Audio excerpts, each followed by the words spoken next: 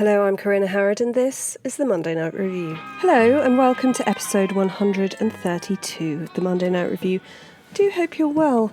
Today I'm podcasting in my car from outside my kids' school because my day just got pushed. And so, without much of a preamble, I would like to say, barrel-leg jeans, how late am I? I'm not sure if they're going to make me look more like a hobbit, but I think I kind of like them. Anyway, today we're going to delve into an interesting little snippet of history. I have to keep reminding myself that progress is the thief of perfection, and that's really been the case here because this is a huge topic, but it's one that I'm really interested in. If you've listened to any of the PG episodes, you might have gathered that my eldest son is really into Japan and Japanese history and mythology and all of that. We were talking the other day, I can't remember how. I've got one kid that's really into Japan and another that's really into like weaponry. So work it out yourself how we got there. But we were talking about how during wars, quite often opposing sides will see things that the other person is doing and make a version of it for themselves. But the one thing that has not been copied is kamikaze airplanes. And I sort of made them laugh by going, we saw a German plane that looked really good, so we'd do our own version, and then the Germans would see our tanks, so they did a version, and then the Japanese started doing kamikaze planes, and everyone just went, oh shit. Because it's completely bonkers. But it's not as bonkers as we think it is, but also in terms of viewing it, interestingly, culturally, as suicide bombing is kind of wrong and completely different. And I sort of didn't think about it until I was doing this research. So that's what we're going to talk about today. We're going to talk about kamikaze. Now, I'm not a military historian. I'm the daughter of one. But I'm not a military historian. But this is just a topic that I found incredibly interesting. There are a billion books that you can read, and that's why I mentioned Progress is the Thief of Perfection, because I want to, if I'm doing kamikaze, I want to read every book that was ever published on kamikaze. I want to move into the British Library and research Japanese military history and all of that. And it's not actually necessary for a podcast. I do for my own enjoyment. So here we are, the Corinna Harrod version of Kamikaze. And if you find it really interesting, you can go and read all those books and stuff. Okay? During World War II, towards the end of the Pacific War, the Japanese were anticipating an Allied invasion and wanted to be prepared, understandably. And this plan that they came up with was called Ketsuko. I should also mention that I do not speak Japanese.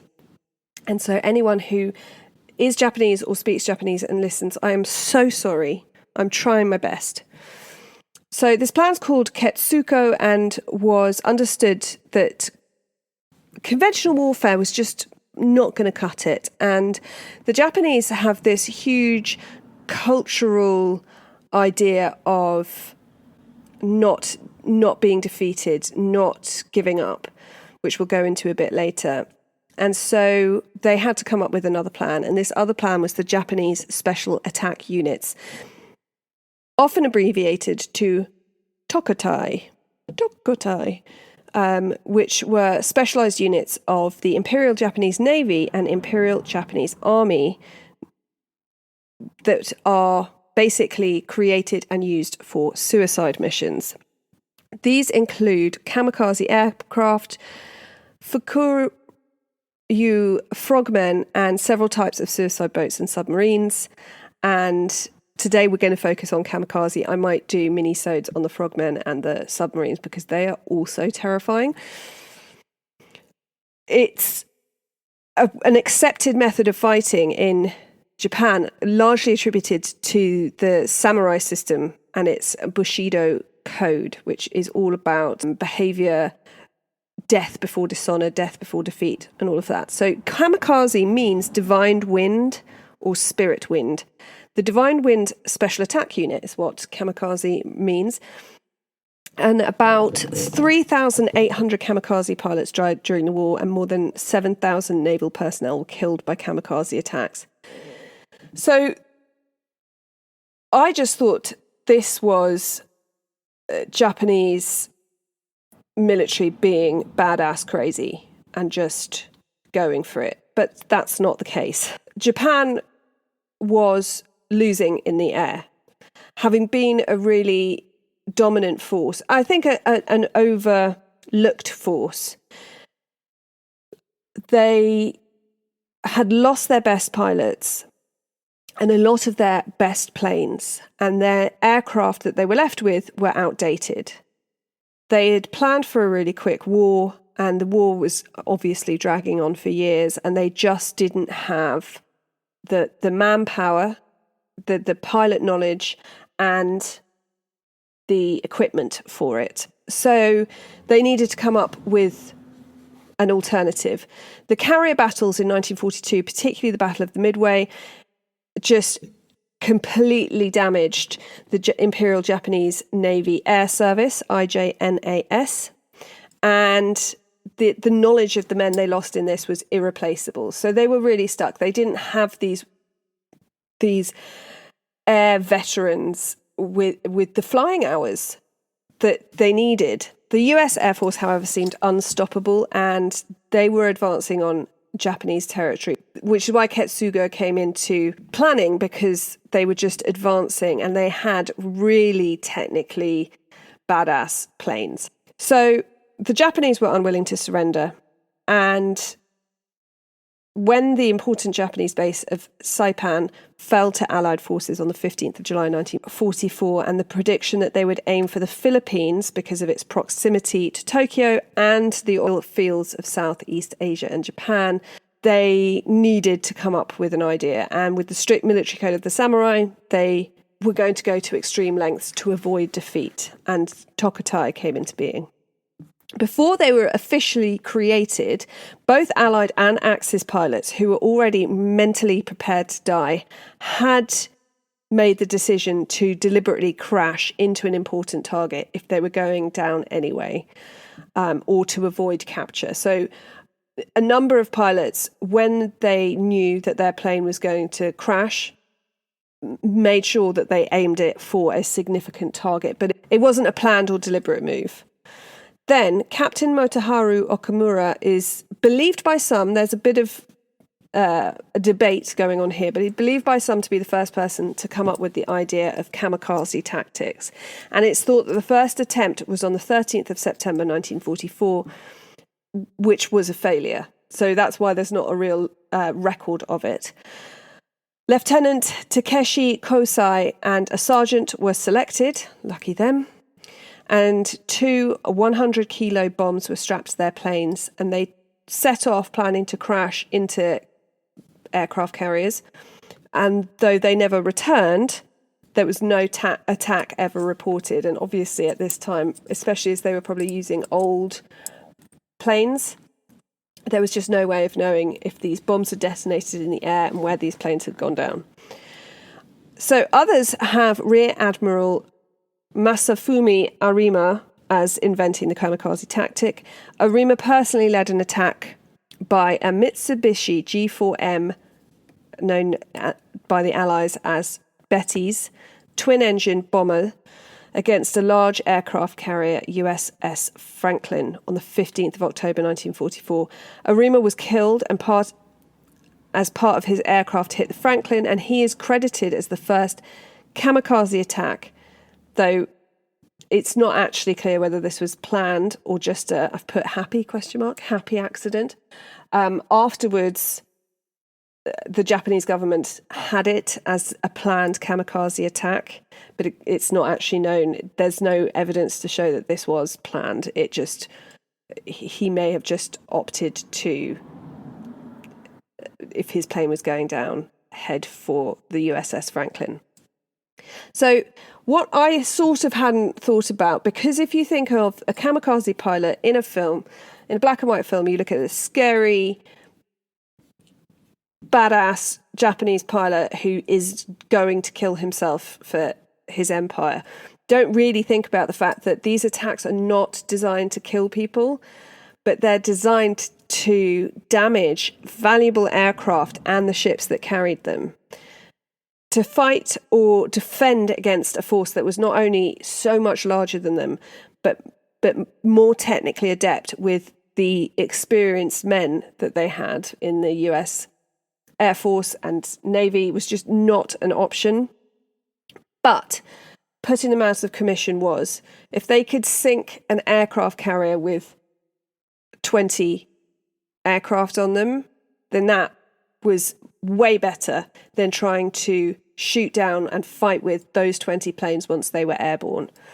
So, on the 19th of October, the commander of the 1st Japanese Air Fleet, Vice Admiral Takahiro Onishi, told officers of the 201st Flying Group headquarters, quote, "I don't think there would be any other certain way to carry out the operation," which was to hold on to the Philippines, "than to put a 250-kilo bomb on a Zero and let it crash into a US carrier in order to disable her for a week." And so the Special Attack Unit was formed.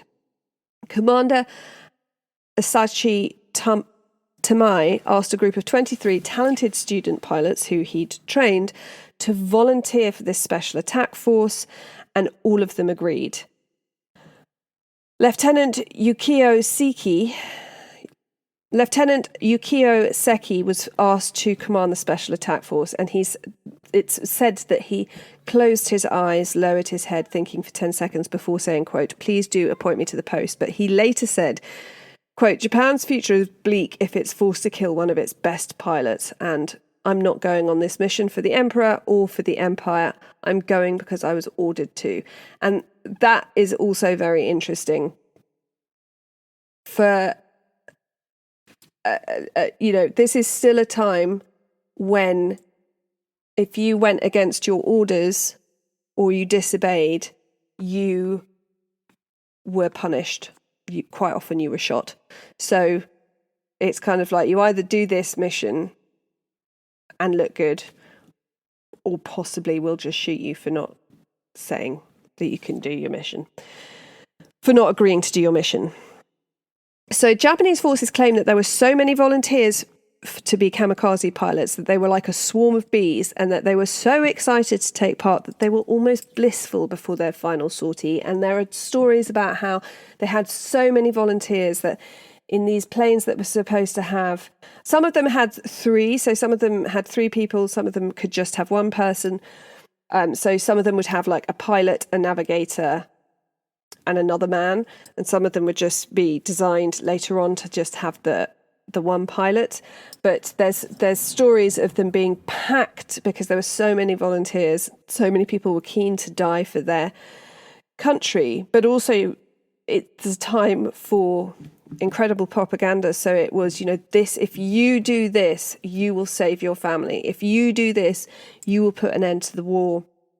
And who doesn't, if you're told, if you go and fly this plane into this, you're going to save your whole family from being taken over by the Americans and shot and raped and beaten, or whatever they were saying. So you would do it. A look at some of the letters that these pilots sent as their sort of final letters to their loved ones tells a slightly different story. Some were ready to die for their country to make their loved ones proud, but in 2006, Tsuneo Watanabe, editor-in-chief of the Yomiuri Shuban, criticised Japanese nationalist glorifications of kamikaze attacks, saying, quote, "It's all a lie that they left filled with braveness and joy, crying, 'Long live the Emperor.' They were sheep at a slaughterhouse. Everybody was looking down and tottering. Some were unable to stand up and were carried and pushed into their aircraft by maintenance soldiers," which is a horrible thought. They were all also incredibly young. The 23-year-old Ichizo Hayashi wrote to his mother just a few days before going on his final mission in April 1945, quote, "I am pleased to have the honour of having been chosen as a member of the Special Attack Force that is on its way into battle. But I cannot help crying when I think of you, Mum. When I reflect on the hopes you had for my future, I feel so sad that I'm going to die without doing anything to bring you joy." Oh, I mean, how does a mother... Ooh. Anyway. So there's a lot of conflicting information, and Japan is very good about concealing its records and, understandably, having a bit of a flip on the facts. Their pilot training wasn't all glory and empire either. So initially, obviously, if you were going to be a pilot, you get all this training and it's very comprehensive and you have all these hours of flying experience. But for these pilots, they didn't even have to learn how to land properly. And in some cases, their planes had landing gear that would fall off as they took off so that it could be reused on the next plane because you weren't going to need it. The training in theory lasted for 30 days, but because of American raids and shortage of fuel, it could last up to 2 months and consisted of incredibly strenuous training and then cruel and horrible beatings that were supposed to instill the fighting spirit into you, but made many just rethink this whole thing that they'd volunteered for.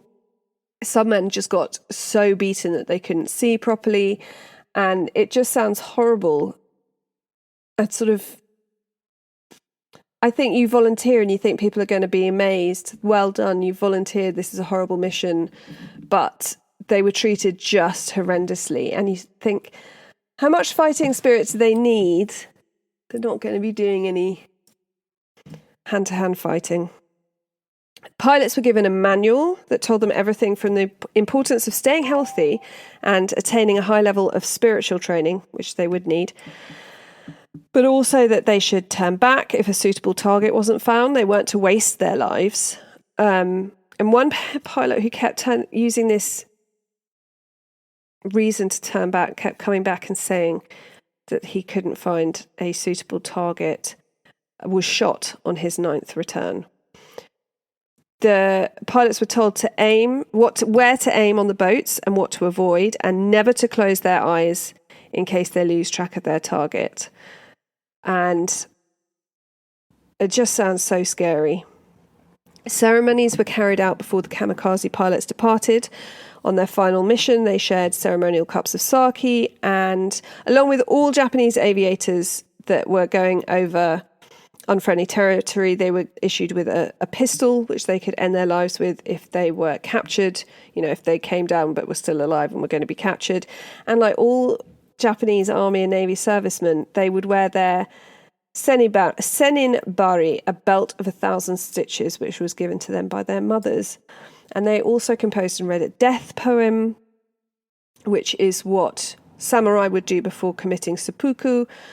Pilots carried prayers from their families and were given military decorations. They were escorted by other pilots up into the air and towards their target, and these other pilots were there to protect them so that they didn't get hit by anti-aircraft guns, and to make sure that they got to the right destination, but also to report on the results. And some of these escort pilots, because the escort pilots were essentially the best of the best, who they needed to know how to fly technically well and to fight in the air. But a lot of these, such as Zero pilot Toshimutsu Imazumi, were later sent on their own kamikaze mission.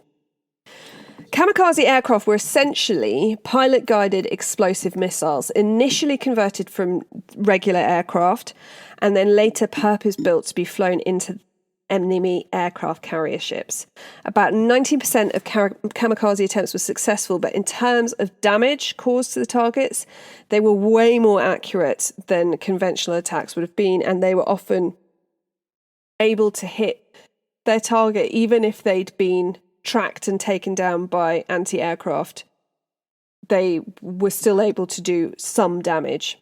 So the Nakajima Ki 115 Suguri was a simple, easily built propeller aircraft with a wooden airframe that used engines from existing stock. Its non-retractable landing gear was jettisoned shortly after takeoff for suicide mission, then recovered and reused. Then they started using obsolete aircraft such as the Yokosuka K5Y biplane trainers that were then strapped with bombs and converted into kamikazes. On the 25th of October 1944, during the Battle of Leyte Gulf, the Kamikaze Special Attack Force carried out its first official mission.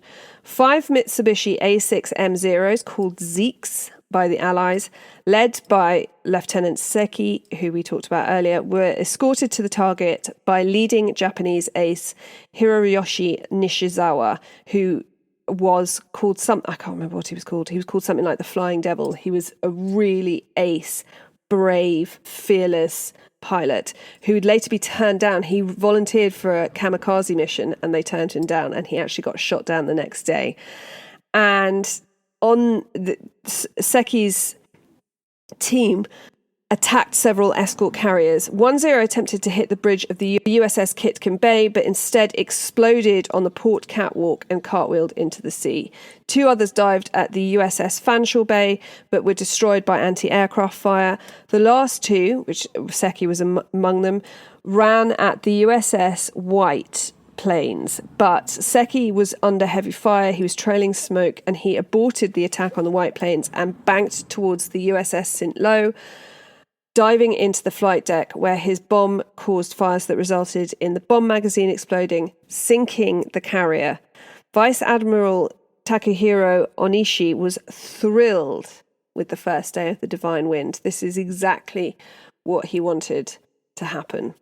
By the end of the 26th of October, 55 kamikazes from the Special Attack Force had flown out and also damaged 3 large escort carriers.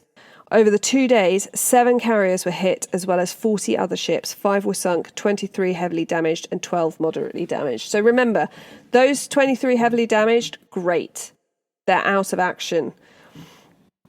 These attacks were considered a success, so the operation expanded quickly, and by the end of 1944, over 2,000 aircraft had made kamikaze attacks. But attempts to use the kamikaze tactic on the US Boeing B-29s wasn't as successful. The Boeing B-29s were faster, really maneuverable. They were piloted by expert pilots, and so they were very agile in the air. So the kamikaze pilots who were trained for a one-way mission, they weren't trained to do sort of aerial fighting, and they found it really hard to hit these smaller, fast-moving targets. So attempts were then made to get these pilots to kind of bail out before impact, but again, this often failed, with the pilots mistiming their exits and dying, and then you've just wasted a plane and a person. On the 11th of March 1945, Operation Tan No. 2 was a long-range kamikaze mission directed at the main Allied naval fleet in the Western Pacific. The Japanese hoped to take the US Pacific Fleet by surprise and sink or damage a significant number of their aircraft carriers. Ensign Mitsuo Ota suggested that piloted glider bombs carried within a range of targets by a mother aircraft should be developed, so the Yokosuka MXY-7 Oka, known by Allies as the Cherry Blossom, was created. Purpose-built, rocket-powered, human-guided kamikaze attack aircraft. This thing looks like the real deal. And these were used first in 1945, but then to the end of the war. And they were extremely fast, but short range. So they had to be carried as what's called a parasite aircraft. There's only room for one man. His glider plane filled with bombs is on the top of another plane that can then get it towards its destination and release it. So when the plane is released, the pilot would glide down towards the target, and when he's close enough, he'd fire the Oka's engine and dive into the ship and destroy it. So the final approach was so fast, it was almost unstoppable. It just could, by the time you saw it, it was on you. And it was used in action during the Battle of Okinawa in 1945, and they succeeded in sinking or damaging transport ships, escort vessels, but they never sank any major warships because the Allies had come up with loads of tactics. And the Allies actually called these the baka bombs, baka being a Japanese pejorative term meaning fool or idiot. So these were basically idiot bombs, because I mean, you've got these men just to get in one of those. It's just terrifying. The Allied forces were having to come up with a way to stop these attacks, and American tactics were many and varied. Fighter strength on board carriers had already been increased. Dive bomber pilots were retrained, so that by the time the kamikaze threat developed, most US carriers had significantly more fighters on board, ready to take to the skies and attack these planes. By the Okinawa operation, most fleet carriers embarked at least 54 fighters and as many as 73, including 4 night fighters. More anti-aircraft guns were placed on ships. Several cruisers were configured for anti-aircraft duty alone. B-29s were diverted to missions attacking airfields and runways in Japan rather than cities or industrial targets. They also had destroyers finding earlier radar interception, meaning they could warn the anti-aircraft fighters on the boats to get ready, and this was called picket duty. So they had around-the-clock fighter patrols over the Allied fleets, and they sent these intensive fighter sweeps over the Japanese airfields, bombing their runways. They were really on it, but this slowed but did not halt the divine wind. The peak period for the kamikaze attack came during April to June in 1945 for the Battle of Okinawa, and they focused first on the Allied destroyers on the picket duty. So they were using their radar to place and intercept and anticipate the kamikaze planes, and then they focused on the carriers in the middle of the fleet, because again, they are going to have all those planes that they did not want on Japanese territory. On the morning of the 11th of May 1945, while supporting the invasion of Okinawa, the USS Bunker Hill was struck and severely damaged by 2 Japanese kamikaze planes.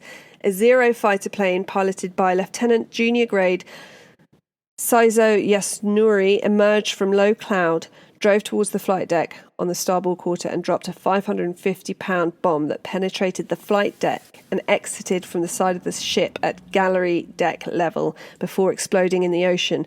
The Zero then crashed onto the carrier's flight deck, destroying parked warplanes full of aviation fuel and ammunition, causing a huge fire. The remains of the Zero went over the deck and dropped into the sea. So this is the thing. It's not only dropping bombs, but just the force of aircraft in flight hitting that boat is going to cause so much damage. 30 seconds later, a second Zero piloted by Ensign Kiyoshi Ogawa plunged into its dive, passing through the anti-aircraft fire, dropping a 550-pound bomb and then crashing into the flight deck near the island, which is a place they were told to aim for. The bomb carried by the second kamikaze penetrated the pilot's ready room, where 22 men lost their lives. Then petrol fires flamed up and several explosions took place. Bunker Hill lost 396 sailors and airmen, including 43 missing and never found, and 264 wounded. Bunker Hill was heavily damaged but was able to steam 20 knots to Ulithi and then return home to Pearl Harbor, where it was sent to a naval shipyard for repairs, and she remained there until the end of the war in mid-August 1945. So that is a huge success. It just takes Bunker Hill out of the running in the war, which is what the Japanese want. These attacks by 1,465 aircrafts sank or put out of action at least 30 US warships and at least 3 US merchant ships, along with some from other Allied forces. Many warships of all classes were damaged, some severely, but no aircraft carriers, battleships, or cruisers were sunk by kamikaze in Okinawa. Most of the ships lost were destroyers or other small vessels, probably from the picket duty. The destroyer USS Laffey earned the nickname the ship that would not die after surviving 6 kamikaze attacks and 4 bomb hits during the battle. The American carriers often didn't fare so well with kamikaze because they had wooden flight decks compared to the British fleet, which was armour-decked. One US Navy liaison officer on the HMS Indefatigable commented, quote, "When a kamikaze hits a US carrier, it means 6 months of repair at Pearl Harbor." When a kamikaze hits a Limeese carrier, it's just a case of sweepers, man your brooms. Supposedly, the kamikazes carried out more than 50 suicide attacks against Soviet Red Army in August 1945. But again, there's not a lot of records for these battles. So that is the number of aircraft the Japanese attribute to other losses. Overall, the kamikaze airstrikes proved pretty ineffective and had little or no effect on the Red Army during the Soviet-Japanese War. Vice Admiral Motomi Ukaki, the commander of the IJN 5th Air Fleet based in Kyushu, participated in one of the final kamikaze attacks on the American ships on the 15th of August 1945, hours after Emperor Hirohito announced surrender, and the last kamikaze attacks were recorded on the 20th of August 1945. After listening to the announcement of Japan's defeat, Ukagi made a last entry in his diary saying he hadn't personally received an official ceasefire order. He was to blame for the failure of his aviators to stop the enemy, and so he would fly one last mission himself in the true spirit of Bushido, which is the bravery and gallantry honour of samurai. Ukagi posed for pictures with his aircraft, removed his rank insignia from his dark green uniform, and climbed into the back seat of a Judy, and the aircraft took off with 4 men inside. The next morning, the crew of LST-926 found the still smouldering remains of a cockpit, which would imply a shoot-down or violent ditching of some sort, but they couldn't tell the exact cause, with 3 bodies on the beach. The third man, his head crushed and right arm missing, wore a dark green uniform and carried a short sword, which is the only thing that Ukagi took with him. And the sailors buried these bodies in the sand on the island where they were found. Ukagi wasn't the only one unprepared to surrender. Vice Admiral Onishi, the originator of the idea of Tokatai, committed seppuku in his quarters on the 16th of August 1945 rather than surrendering. His suicide note apologised to the pilots he had sent to their deaths, and he urged all young civilians who had survived the war to work towards rebuilding Japan and peace among the nations.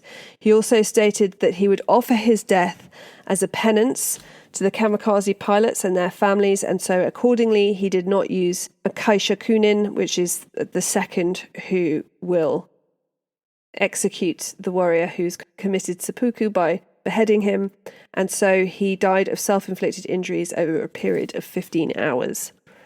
On the 19th of August 1945, ground crew watched as a woman in a white dress approached the aircraft piloted by her husband, throw her parasol away before getting into the back seat. Their exclamations could barely be heard above the cheers of the departing flights of the kamikaze planes, all intent on crashing into a Soviet tank corps. The woman in the white dress was 24-year-old Asako Tanifuji, joining Tetsuo, her 22-year-old husband and member of the 5th Training Air Squadron, to whom she'd been married for a year. For a pilot to allow a woman to get on board a kamikaze plane was a major breach of military rules. Don't know how they're going to fix that. But Tetsuo dared to take off with his wife.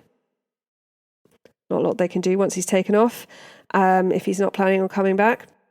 On that day, 11 kamikaze pilots, including Tetsuo, left the Daikasan airfield, joined by Asako and another woman who worked at an inn. 2 of the 11 planes had engine trouble and turned back. The fate of the remaining 9 aircraft and the 11 people in them remains unknown. At the time of the surrender, the Japanese had more than 9,000 aircraft in the home islands available for kamikaze attacks, and more than 5,000 had already been specially fitted for the attack to resist the planned American or Soviet invasion. Now, while on paper it seems like the number of kamikaze planes and the 2,525 pilots sacrificed didn't have much luck in sinking ships, 1,387 of those pilots didn't sink any fleet carriers, cruisers or battleships. These attacks did knock out huge US fleet carriers for the rest of the war, which was the purpose, or the next best thing. For each of the heavily damaged aircraft carriers, dozens of aircraft were destroyed that would have been impossible to be shot down by any Japanese forces via dogfights or anti-aircraft weapons at this stage in the war.